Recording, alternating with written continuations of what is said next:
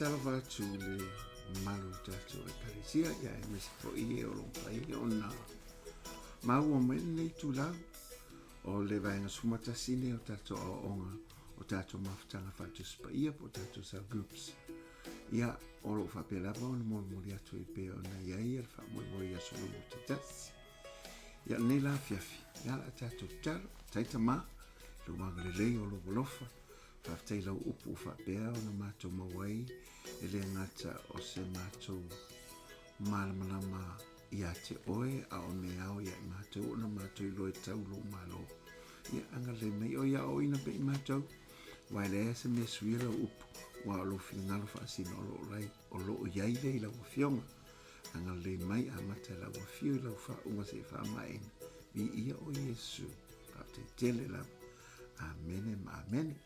Esa fanong longo ile vai asolente nei ile tato onga el baptisonga le ngang pa ia ile ngata ta ua ia le a onga le ngang pa ia mana baptisonga ia a ole mana fo ole ngang pa ia pena folfola ina mo io tato so sili o nila fiafi ia ola fa pea ona a fa wau pe vai nga sumata sine fa utalaina o Suafa le ngang pa ia ile ngata ile o ta fenga o vai ta fe o le ngang pa i e pe fa au tu i fa pe ia se ia sta to a onga ve fu ne fiafi e fa afta ia to i o le ua o mo mai tala ia o le ua to e amatani on te tala vai nga umala vo si ta to no ia le utali le talo o lona winga la to fo ia ta to mafutanga e pe on masani ai ia e fa long mai pe e le ia ta to so ta i pe ai se tatu o nei fiafi ono tatu taimi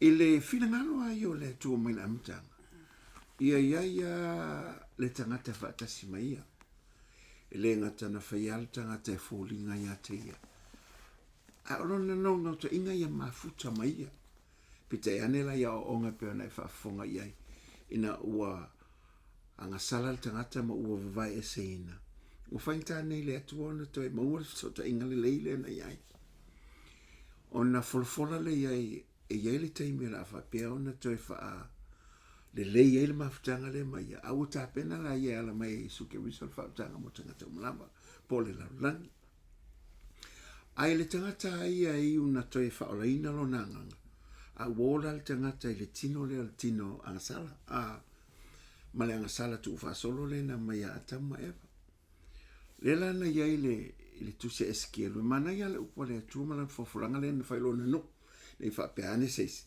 le o isala edu le na fofulanga le o tatou le o ta ufana o tatou le atua ela fa tu ia apre amo a le no o wa ve tatou o le no o le atua tangata ufa leina o atali ma fino le atua o fofulanga le na fai i le eskielu le fo i e tos fulma le ono fai upo lus fulma le ono ma lusu ma fitu Famai o te vatu fo ia te o tole loto fo. Ma o tui to tonu ia te o tole nganga fo. O te ave ese le loto ma a ye o tol tino. Ma o avatu ia te o tol le loto a ano. Mai o te tui nātula o nganga i tonu ia te o tol. Tō te sava vali ia ia o tū la fono. Tō te ana fo ia u whamasinonga. Ma o tō whai ai. Paila mele na fina ngalo ile tua. Ono loto al tangate ma. Pada foi de leo lo soifua faula ina mo lo tangata fau. E alte me pe o so mel mena pe te ma alma fo fo mo loto. Ela fa me le fina ngalo le tu malo no mana o te abe ese la loto ma ale. E tu le loto fo ya te. E va tu le loto e ano. E te la ngona ia me ale tua ma me aon ta una fai. Fa mai lona ia e fa ibulusu fi o te tu ina tu lo wanga i tu tonu ya te o tau. O le nganga la leo le atua, e mo o mia na tatou mamla mai, o le wai tu tonu ne e tatou, ina ua whapeon tatou, ta lia le li o Yesu ke riso, e whai mo tatou lima o tatou whaola. Ma na tua foi la, o le whaolatanga ma le toto le li o Yesu ke riso, e whaama mai na i tatou. A wā foi la o tatou, o le malu tatou, o le nganga pa ia le, e le mawhaina fio mai le nganga pa ia. I se mea ele ma le ato toa ma ele lempa pala. A ole wa mo o mia o na fio mai, a wa le wa ta pena ina le toto le li o Isu ke viso. Ina ia whama mai na i tātou. Le toto le nta wa mi o tonu ina i tātou, tau whanau ina i tātou, tātou mawaila o le whawa, le ala wa whama mai na i lo i tātou. I le toto le o Yesu ke viso, o le ala wa nga va ai matatau. O na fio mai le nganga pa i e tu tonu e tato. Alfasili a lea e tu lai pea. Ai sa el mea u whaingatai o na tato la ai lesi la asanga mawulunga atu. Ma se la asanga tato te wa ai le mata utia o le nganga pa ia, ma mea mawhai o na whaia le nganga pa ia, ma mea mawhai o na tato wa aia, a o ngalue le nganga pa ia peo na iai i le amatanga o le afo le kale si no fa fa na wina tu se ngalu ngai lua ofisi ai aisa e pe yese ma fo anga ai le mana ya la tu o le tu si fo eskelu mata po e fa su mal fitu le la fo te wina le va vai la ai on o fa unga male mana e a mata mai tu tono mal mal le la e fa fo mai ale la fo te wina e la ma fa so atu la ia ona o le tūlanga o le tāua lava, o le tātou marama lama i mea ua mawhai nei, o na tātou maua nei, o mawhai o na tātou tutu wai, ona o le nganga pa ia le ua mawhai o na auina mai i tātou ina o whaoraina tātou tangata, o whaamamaina i tātou toto ke riso Yesu, whaamamaina i le malu le, ua mawhai nei o na fio mai le nganga pa ia, ina ua mamale tangata le ona o toto ke riso Yesu. Palolongo la mta upo e fasu fito tu se eskeru.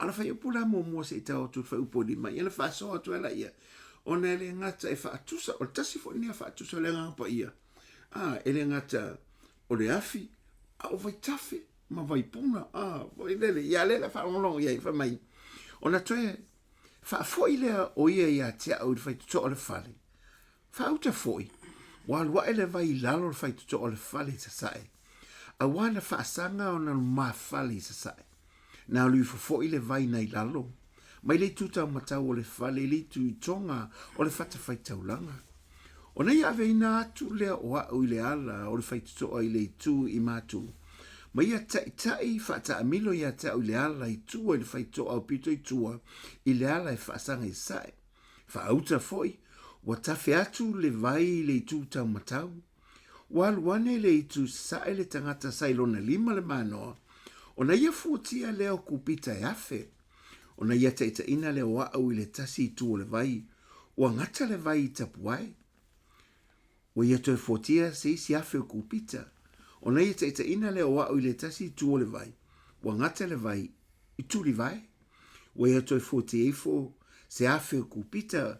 Ua ia taita ina fo ia au ile tasi tu. Ua ngata le vai ile sunu ngatiti. Ua ia toi futia se yafe o kupita. Wa avea ma vai tafe, o te leto e mawhai o na asa. A wa loto le vai, o le vai a awai, o le vai tafe, e le mawhai o na asa.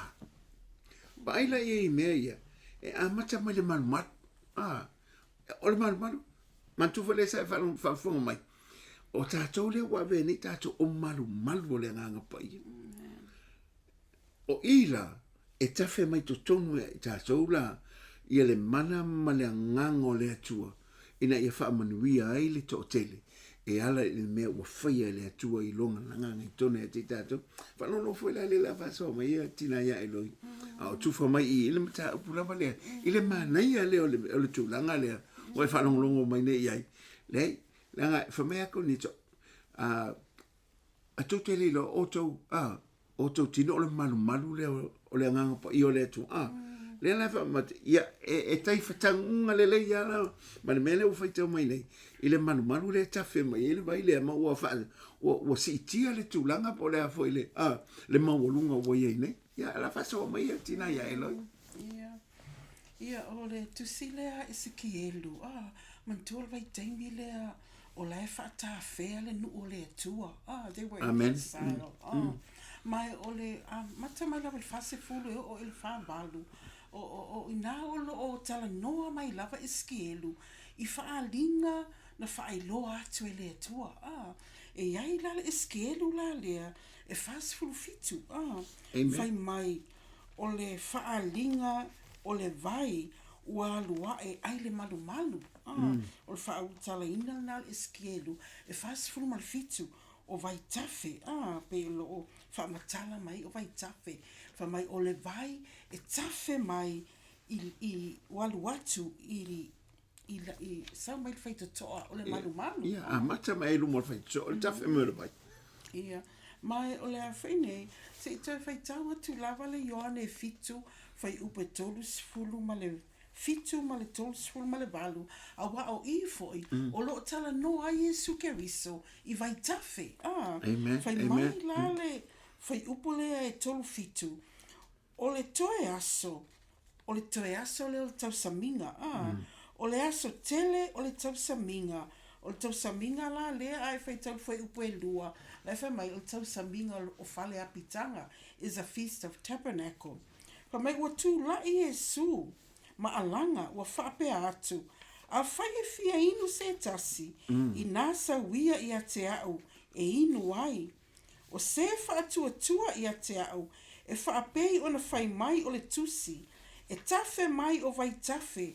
mai te tonu I a te ia o le vai yola lava o whetalai atu o ia le nā upu I le anganga e maua e I la tau o whaatua I a te ia awa ona po ia e le I maua ai le anganga pa ia awa e le I o Yesu I lona mamalu ma nei e fai upu na fa mai e mai te tonu I a te ia e tafe mai ai vai tafe e tai onga tusa lava ma le iskielu le whawhitu fa mai o le vai e tafe ma lie mai lava I le fai te toa I lalo le fai te toa o le malu le fai lana sanole uli o le taimile nei fa mai o I tātou o le malu o le tua a le fa mai Keriso e tafe mai te tonu ia te outou o vai tafe ia amen so o le eskelu la na fast full fitu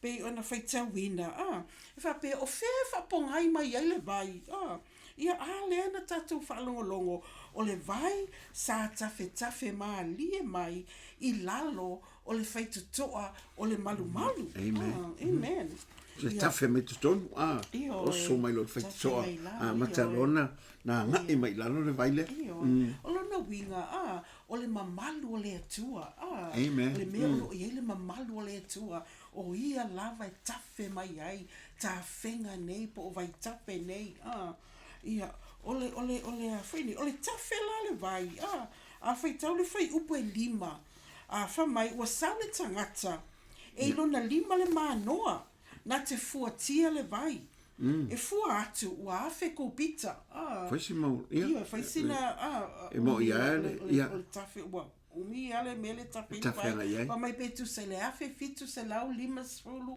futu ai atu ia tangata nei eskelu ua ngata yona tapu vai ia mo ankles le pito ai lano ia na tapu vai ia le ngata ile vai ia na alo le o toi fua le tangata nei le toi fuatia le vai au va ai atu ia ua ngata yona tuli vai ia alu te fuatia le vai le tangata lea ia wa ai atu foi fa mai wa fel kupita ia o mai le vai le loto le vai i ona sulunga titi o lona tolu lea a mata mai tapu vai o tuli vai o le o mai sulunga titi io fa mai ona toe fua lo la ia lea ai ua lo loto le vai ua le mawhai o nā sā fa mai o le vai ua ai ua le mawhai loa o na toe tu io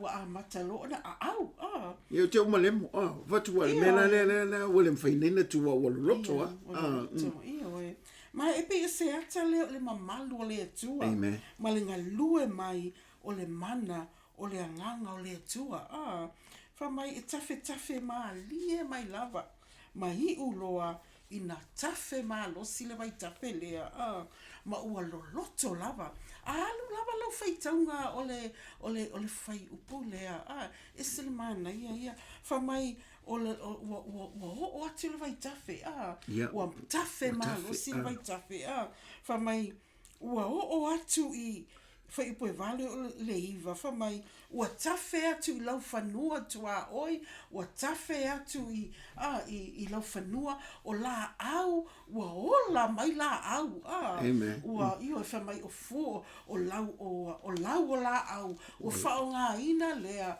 e a whaine e wha malo lo ai no the healing of the nations fa mai ua tafe atu le vai ua o atu i le sami mate ma tua sami mate lea i nā ele o la se mea Israel e le o lai se mea ai fa mai e pe afe tol se lau 50 i le maua lalo o le sami mate lea below sea level ai fa mai o le tele i o minerale o lo o lai o lo o iai to tonu o le vai tafele nei o le sami mate le nei mai e le o lai ni e le ni me e le o lai se ni me fo i o le ni coral po ani le se me o lai ma losi al masima ma losi tele al masima mai sivu ia to enga mo minerale o lo fa pe ni to non ma fo angala le iai ma na ia lo fa so mai ma na ia te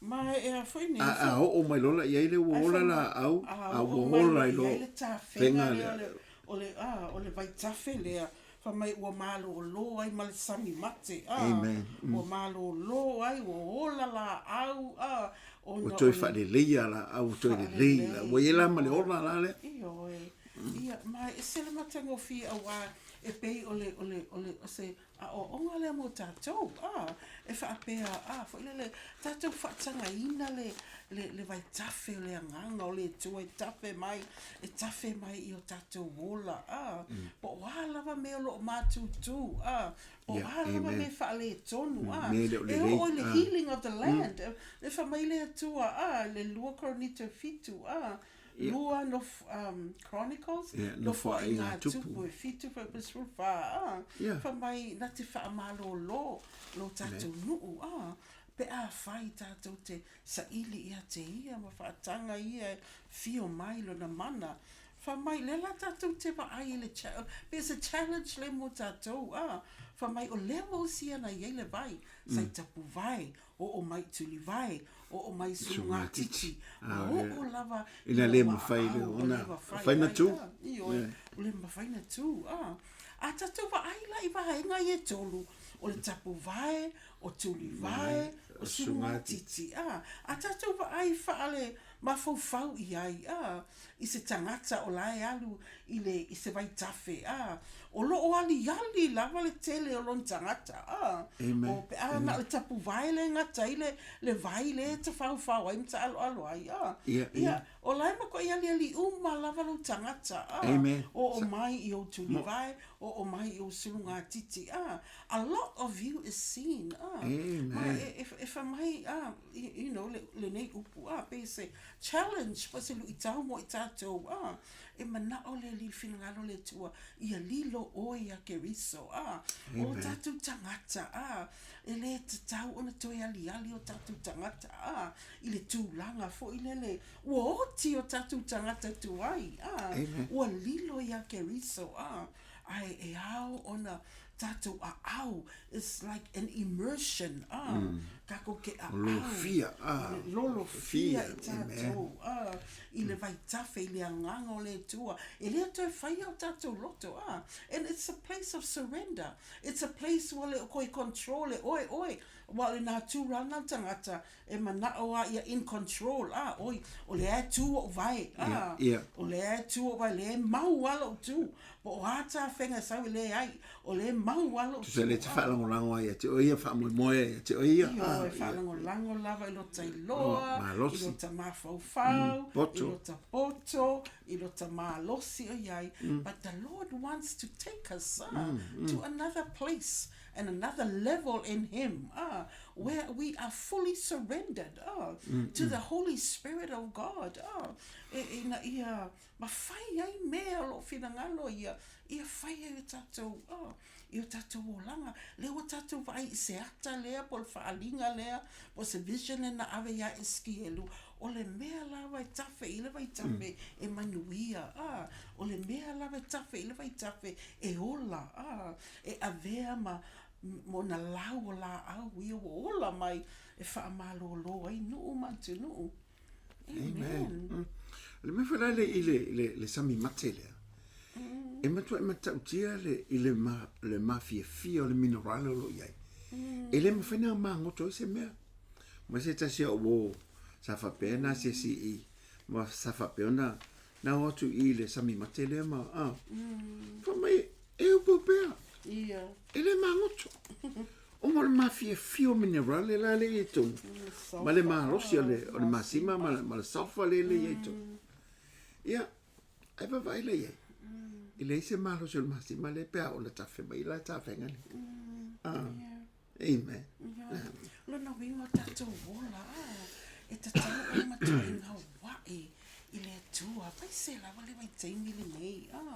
Tonu lava tui titi ato I wha umal tatou. Revision mal tatou. Tal noanga ma tatou pepa I tufa I le tatou tusile na o I tatou tama apostolo I whaalinga. E ese le tau le taimi. I te tau ana matua I yielded ngā wai I le nganga o le tua. I le toi whaia so ta loto. I le toi whaia so ta manao. But a yieldedness. Atu o toa o no tatou ngā wai atu.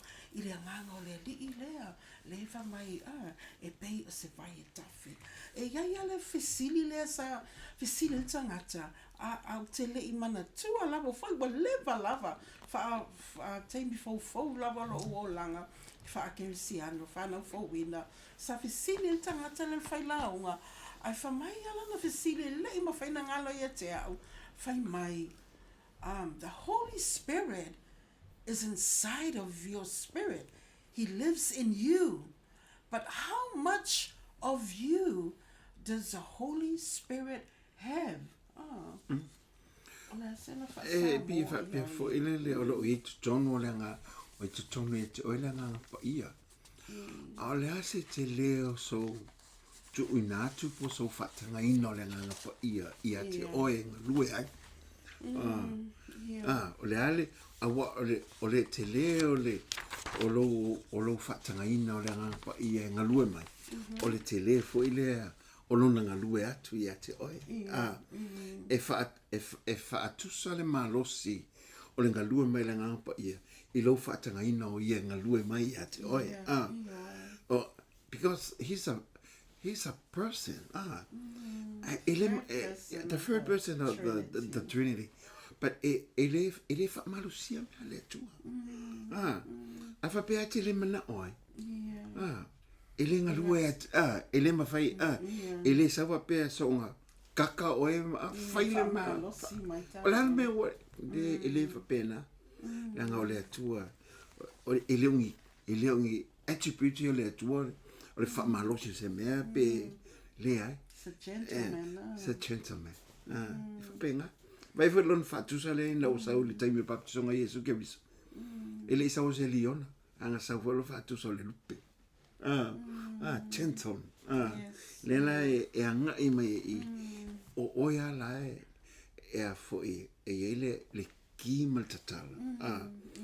Ne fa peane ala e mo le ngalue e taita. Vai la ngalue mai le si vai ngal fa ve taita. Le le si. Mo stangata. Le oe le awala e te whaatanga ina i oia. Ai se ngalue atu le lo tangata. Amen. Amen. Yeah. Amen. Amen. So tanga tu si fo fa sa mo fa pe o le nganga pa ia o lo afio i te tonu o oe o lo nganga pizza i o le ale pasene o lo tangata o lo tu ina atu i le nganga pa ia ma atono se ata fo na o le faalinga le o a fo ina na va ai ese que lo because te pela wana sa noa e ma fai ona pau hal mele mana o i tele nganga pa ia asina me lava ngal fi susua ngal fi io na ngata yo te tapu vai ele lo lotu tele e control lava ita malava yo ngata yo te tuli vai ngata sulunga titi but ele there's more e ile lo loto le tua mana o le tua e ave ita tu ma se lu ita mo tatu malava mo ta ua mo le kalesia mo tangata malava how deep do you want to go in the things of the spirit no fa mai le tala astama lo le Duck Chambers o Duck Chambers o le o si tamali i lea po si fai au le fai pa anga matato e kalesia ele e fai lava ia il telo taimi i le Holy Ghost Conference i Samoa fa mai na whamatalanga there is a difference between you having the Holy Spirit and the Holy Spirit having you.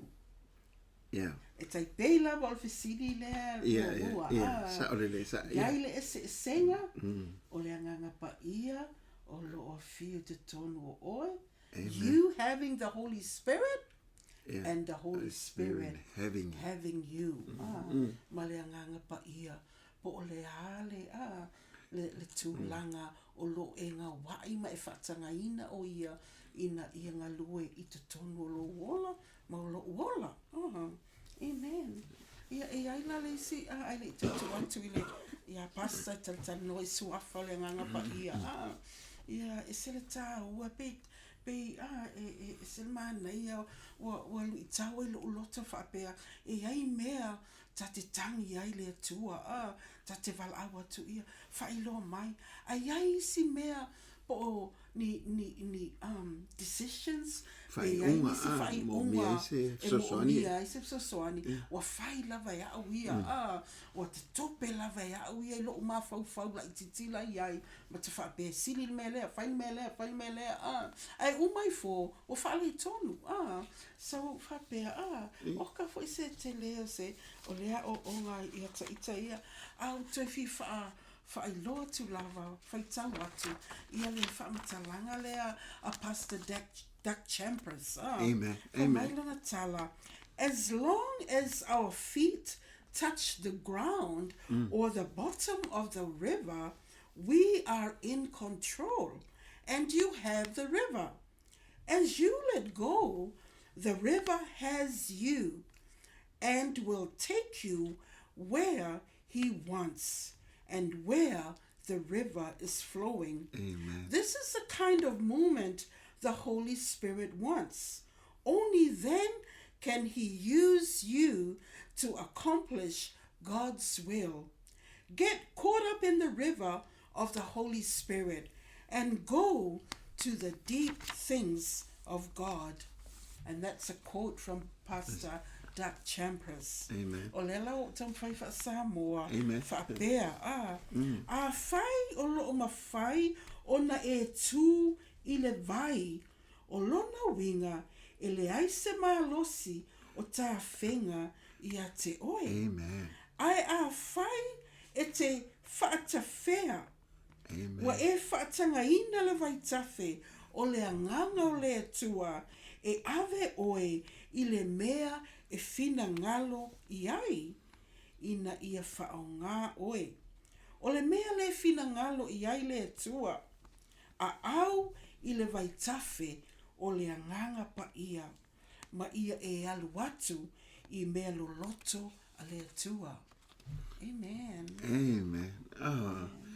O lona winga la pea na o a masa se fesidi pea isa ea mea tatu te le o vava ai ai mea nei a le wata tala mai le tua e ala na fionga e le o toi lilo se mea mo le au pa ia le ai le o matala uma le o failo mai le o mai le psosai a le i o lai o ona le lava tatu te tau fiofie ai tatu e le o mawhai ona tatu wha mamulu vo le e pe o le pule tatu i le nganga pa ia i le me fai a ua le pule mai o ia i tatu i le me ao na tatu whai o le tatu te whaalangolango le tatu mawhai ma le tatu i loa e au no ma le tatu whaatanga ina mantua fo ia e me ia e fitu le e tala no ai pe a whamtala ina le paraclete e fe so soangi mai ia o ia kei me so soangi ai ke le manga ala la fa mai lola le me fai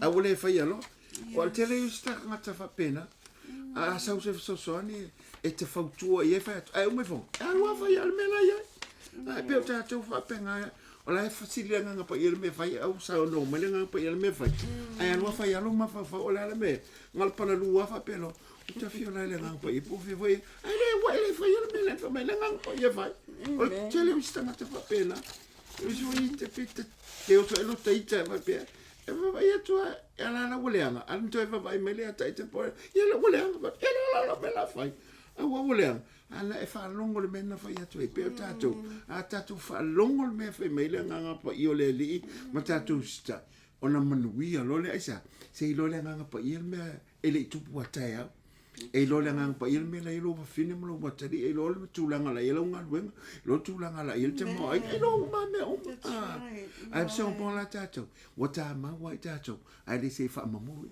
ta fio la pe se tato fa ta fe lo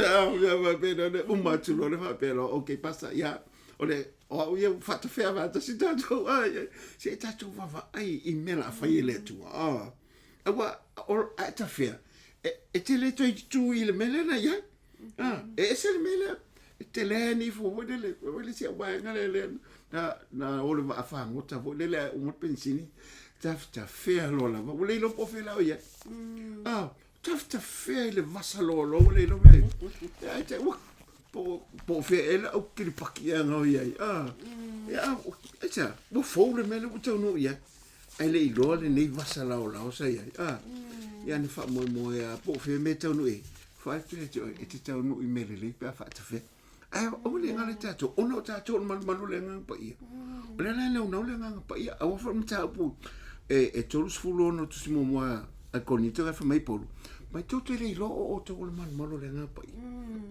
tu te le lo amen e langa ko le o ka ko ke le lo o le to ya tato man tu tato man e o le mta o pu fo ia e ono al tusi e lo tusi a fo e konito fa mai lo a wa o i tatou o malu o le atua soifua e pe un fetala mai ia mai o te nofo i to tonu ia te oto o te savali i to tonu ia te oto e fai ia au mo o latou atua e fai fo i latou mo tangata vai le mafutanga mafana le nau i le atua ina iei le nau ona fe mai tusi a peteu e lua al ta po mo tu si mo petero ta po lua lima nga fa me o oto fa mai o oto fo ya tina ina o to e pe o maola o le fale nganga o le tu e lo ko yela so si po i ta to kana fa lenga o ta to o malu o le mele to toi nei o le fa tanga o le mana o le nganga pa ia e ta fe mai to tono le malu se ia fail fina ngalo le tu ai se manuia tangata ai se va ile la langi ile mata ti o le tu se va ile la langi wa le stato malo se le stato loa le o le tu o malo nganga fa mai ia se o papel fa mai ia se le malo se le fit o le nganga o le tu il nei foi vai tau le taimine o le ua toi tatala nei tatala o la ua amatana so engaluanga al tangata o la fa atu ele atua e ti ngata afenga le anga i mai o meo le suia ingalo ia nei ai e se ata afenga la ta feia o la ta fa tasi male nganga o le atua fa pele nganga o le atua tu umai atia fa moi mai atia o te popole atai au o lo soifua lo atua o mea le nganga pa i o lo fa nei ai se le ngal va ngalua o mata whaioia le nganga pa ia, ele amata nei, na amata mai le amatanga le fofuanga laulangi. Le whawaina le laulangi, whamaia le tusia kene se, sa songa ngungumi mei le laulangi le na mai tau. Pole ilo, pole ale mea whai. Whamaia so, whai sau fitia le moana le poli uri, whenga io ia ilo le nganga o le atua. Tino mai lo mea, e feta lai le atua, ai tino mai mea ala le nganga pa ia, amen. Feta lai le atua le na upu, e whamaunia le nganga pa ia, a whamai le atua wa e manuia, wa e malolo, wa e saoloto, e toi whamanatu mai le nganga pa ia, le upu langa ia, e le fete na ile upu le atua, ma le nganga pa ia o le atua. Ia wa le nganga pa ia, nana fisoani, le tusia ina o le fionga le atua, he inspired those holy men of old. Maltua la ile whenga tuai matafa ioi la nganga pa i temi, a fio mai e sau ona o se a foi o se me tau ona fai e se masai me foi la ia ele i sau ma fio tu ma wai pe se induali ina ua fio Yesu le lang au wina mai le aila ele o toi asiasi maltemi le nga iai ngai nga sawa uma sawa ia lunga tupu sawa i lunga la fai taulanga sili o si taulanga va venga na faia fai longa me tele ile taimi la lele o le wa fio moi o ia wa le o mal fa mama ina le toto isu ke viso le mal malo tangata le fa me le nganga tangata le wa ye tonu la le va fai ne la na fio ma fai lo man tu va tala Yesu ko ke faia fo i mea e sidi aku me o faia aisa waga ia nanga fo i langa o le atua la le longa nganga le wai lunga ia tato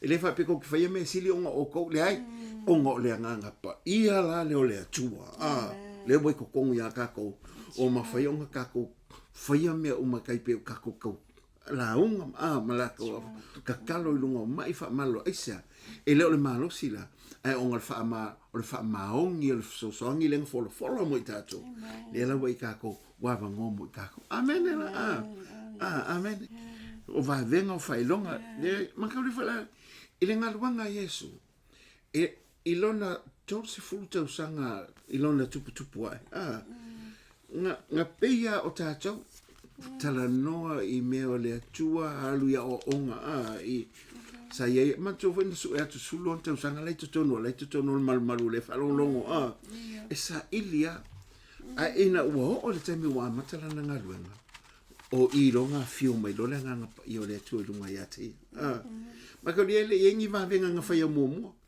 nga fai fa maka va venga inga wa fio fo le nganga ingo papa tiso le nganga pa ia le la fa me lo mta pe fana o tu sia luka mai woyo ulunga le nganga woyo ulunga le nganga aisa ele ye momo sa ya le nganga le tua la to ile afo ile with them al kemila le sa mafuka sa ke kolua fo ile sa ya al kemila le taimi wo o mai lola i lunga le nganga fa longo fo lai mea e fai inga wa ya i lunga le fai lo Yesu me le fa mai came upon them que foi lunga ia ilato fa le au perfetta fa tupu fa o staulanga fa au famasino ile taimi el fenga tuai o le fio i fula nga pa i lunga e fa wina lola mo le ngaluenga fai po ngaluenga tala i po ngaluenga e vi i aile tuam fatino nai mo le malo le atua le la wa fa o fola tala le mativa fa mai fa malo lo ye lo to momo tala il sa o tonga ta fianga fa pula mata te waso tu sa o loto ye o fa sa aina e tala i fol te usanga e fina ngalo malie mai aile we va mai le fa unga la le ono le nga pa ia e mata tia me le nga pa ia le fa le nga le na tia o ina i tatu me uma le nga le o le tua le nga pa ia le no e tatu le nga te le o le nga pa ia na tia mai le lo fa ia tatu tia lo fa o mai wana fa malingi mai luna alofa yo tato ya te lo e tato te le mfai tato alofa i tangata e se pe a tato le lo le alofa le le tua le mfai fu in tato fe alfani ma tato fai il file mu pe a le alofa le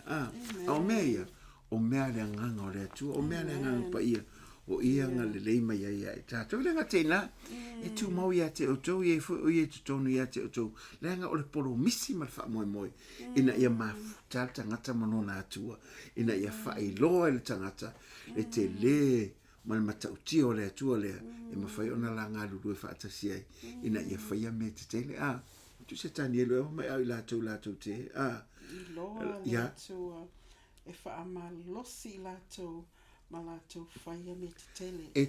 They that know their God shall grow strong and do great exploits. Ma ai lai mea ele ma whai e tātou se wangau kako i loa.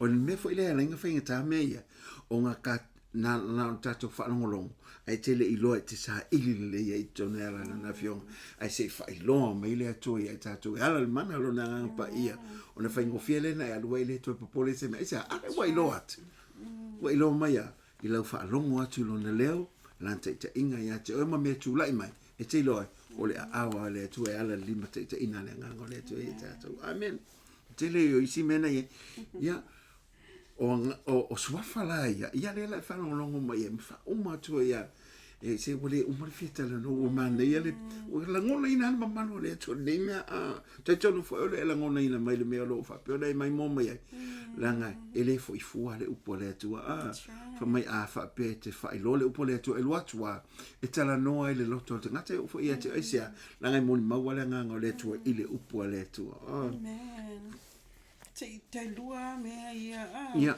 le nganga pa ia ni te le mata fai o le nganga pa ia ai pe nai me o ta ini mai e tau fa matala tuai fa mai na te fa tupuina fua o le nganga i te tonu ia tatou be a tatou ngā wai atu ia te ia his indwelling presence in us helps to mature us ina ia fua mai fua o le nganga te tonu ia tatou ia mali me mulmuli lana that e na te fo ina mai me alofa i le tino ke riso ma pe ona ta o le momoka ni te sfulua me alofa iwa le nganga pa ia e feso fa the fivefold ministry ia mali Roma sfulua ta o mai fo ministry of helps yes so yes taimi well o la fa sta taimi to tano ai o ta wa yo me a e mal mala mai e te toi fo ia e o foi lai tato po kala mene e me foi ona toi mata e e me foi ona tato wa vai e pe am foi na tu fantasia foi lele ina e me foi ona fa so pe e mo le anga ilu le la fa no longo mai e Suafa e foi si tele o Suafa le anga pai mantu foi la o le me e fa ngoi o lo ia man ma fai ile Suafa le te o vina tai pe o ni matai fo ia e ale pule o lo ua fa peona tu ia lato e te le ala matai o le ai eta ai ale sa o pe o ia na te fai uma ia matai fo ia o chono sa fa inga ai ale matai pe fa penala o mela ia le fa fonga mai ela in nei tu aso na fa mala lo watu va nga ia ina im fai fo ina na fa no fa file mo fo lo fa lo ona tele ia Suafa o fa Suafa ina ile nganga pa io le tu ole Suafa mo ile ia se order pe ole na ole fa mau la ba i lalo mai fenga nga fo mai fenga nga tuai ole nganga e fa vau eternal spirit ole e pe roiva foi upus fulu mal fa pelo no fa mtalaina I fa Britania the Holy Spirit is eternal God. He is co-eternal with God the Father and God the Son, and He loves us eternally. Ile alofa whaavau leo le tu e ala le le nganga pa ie whaavau ile o me foi na le ua tato mo wai le ola le whaavau ile toi uma le ola le pa uma tu soi fuanga le tato te mafuta I pema ma ta male alo malenga pa ie whaavau ele se tau nunga se mana yo na mele se tau nunga tau nunga le mata nunga manuia. Amen. Lona lua o le nganga o le alii the Spirit of the Lord Yahweh. Isaiah fultasi for upelua. The Spirit has the sacred name of God, Yahweh. The Spirit can be called by the sacred name because he is God. Jesus told his disciples to baptize the believers in the name, singular, of the Father, Son, and the Holy Spirit. Ia Suafa leo leli, le whaingoina i, ia le ahinga tua le po persona ia, o le tamā le alo, ma le nganga pa ia, Baptizo, ia wale upunga Yahweh fo le pe nau, Yehova, ona o le atua sesili ese le tātou te ia, ia olona Suafa fo le whaalanglangi ai, o ia lava o le atua, whaavau le atua soifua, amen. Olona tolu o le anganga o le poto, the spirit of wisdom. Isaiah fultasi for upelua. The Holy Spirit is wise and knows how to lead us. He is the source of all true wisdom. Mai ese mana ele ase o la fulta to tamai le ne wa fa famtala ina la tamai fo le pe o se me wo nga tawa bala pe tawa tamai potol tangat. A le wisdom la po le poto fa le tu le fa me Jacob. O ese fie mo el poto. Se ole le tu. E ole la le tu. Ale we le nga pa ia ko te tu. La me na ti fie lo le poto mal mam lama. O la wa onga. O la nga luenga.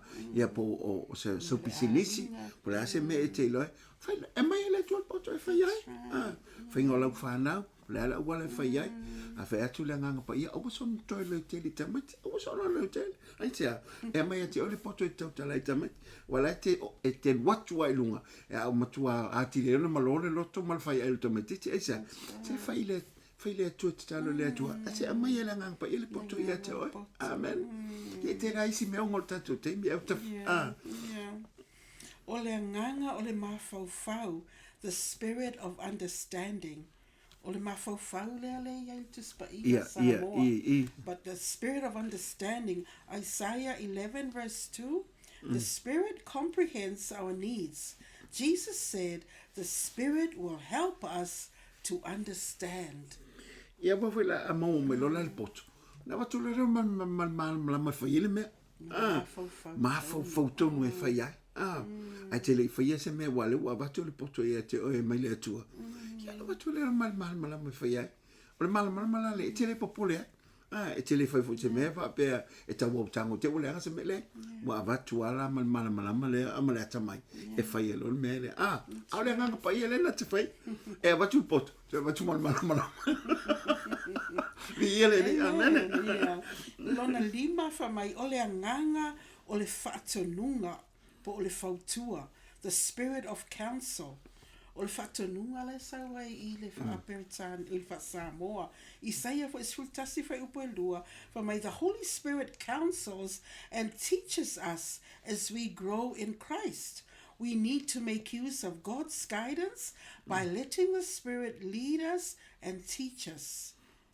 E pe ila le fatun we tatou o le fatununga fo ila le sa I e le fatununga fo ila le wa le ngangole le tu le e fatunu fo pe o te pe ai pe fatun wa e fatun wa o le me tauna fai mal me le fai o le mawolunga lo leo ma tu I fo la e fatun fa be pi se me ki vo le pe ki fa malo si pe ki fa vai pe ki fa le hotel pe ki fa le mu e pe na te fatun mai o le me tauna fai e pe e le fa utu tanga na ile nganga pa ia ai mai fo la ia te ona ia o tasi fo le ona mata fa ia po ona Suafa e lo ai o ia e na te fatun mai pe mane u pasa mo vole te fie fa long tu pa tano e fatun fo la wi me ta to fo la ngale fa nei pe le lo pola me tu puta e te o marco COVID-19 ale fo to fa me la voto o solo I pola ta to tele lo te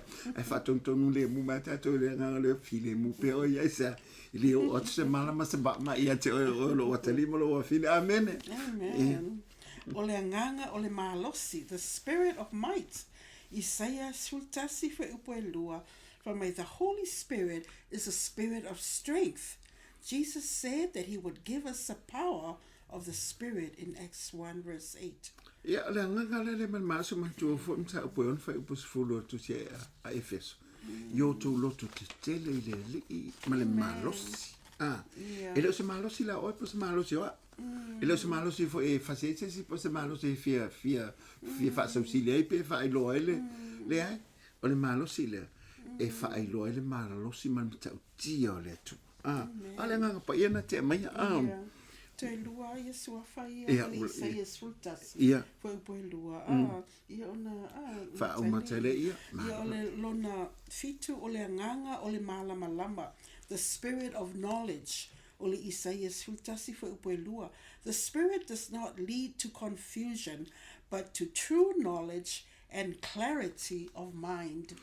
Le foi le malama le e loina fe fa fituna I mea pe fa vasenga mea e pe utu mtamanga I mea ma tu la foi la o le poto le mal le sai ya son mona le nga ole I le tu mai lo le la wa mai le poto ya te ya wa mai foi la mal le na mai tina to lu le ta wa na le sitina mai lanta mai la le poto le na mai lo mal le me fai ya fa mai lo ya mai Amai I se mai tu mai ilo tama e futofia o lua e to lua o ia a tasi to ia wa woti pepe le tama ta ile wa sau fia fai pepe fu ia o lo na mata vale wa mari wa si me ia le la wa mai la fa mai la ia mai la ngai se mai pelu I fai sau ia la vai fa mai lo le si mai ta na ia o le meto no na to futa o mal vai o ta mai tit vai lo yes ilo ia e osso tu lo tina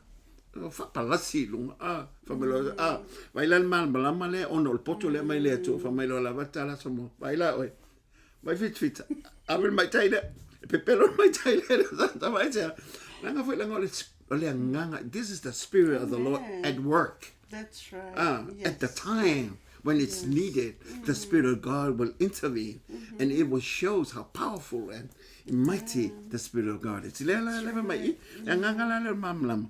Ya, malisi bang mulmuli. Ya, male io le vanga mulmuli le. Ole nganga ole matau ile li. The spirit of the fear of the Lord. Isaiah fultasi fa upelua.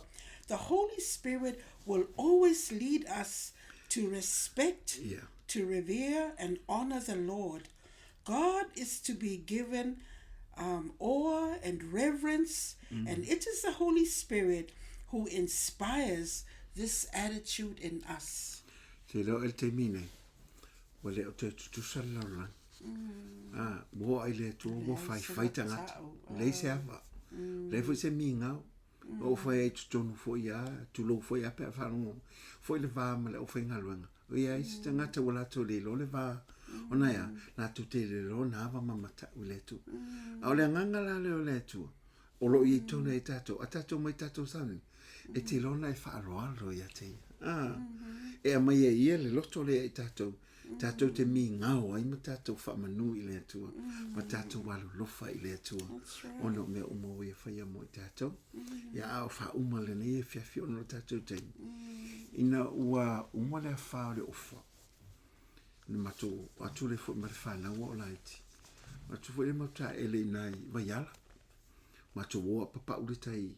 Anga ia I tei fo le meo lai e fo e fati mai inga mato fo I mai lola ia wolo loto mato ta felo o mata fenga le fo mon mauti na ia eloi le fengo fia ia ta wa o tama o va vai atu wa matanta fe tami ia ta fe atu fo I matina ia eloi ia anga le ale le malosi a wo mai a wo matana o mai vai ona o ta fe le me Arve inga fo ile tua na famanu ina mato toi ona tasi asi pa vo ile ta ele sa mato na mfaye no mato o mai ina ua faftai ile tua no tulanga pe ona ai usaule le farfanga loenga o famtala fo ie lo wanga faftai ile tua des fo ia o se o la le e famota o ia masani o famota ai te ile famile te alamento le fata fe mala fanda e to te ta fe tua e to ala vai le si tu o vaiala le si tu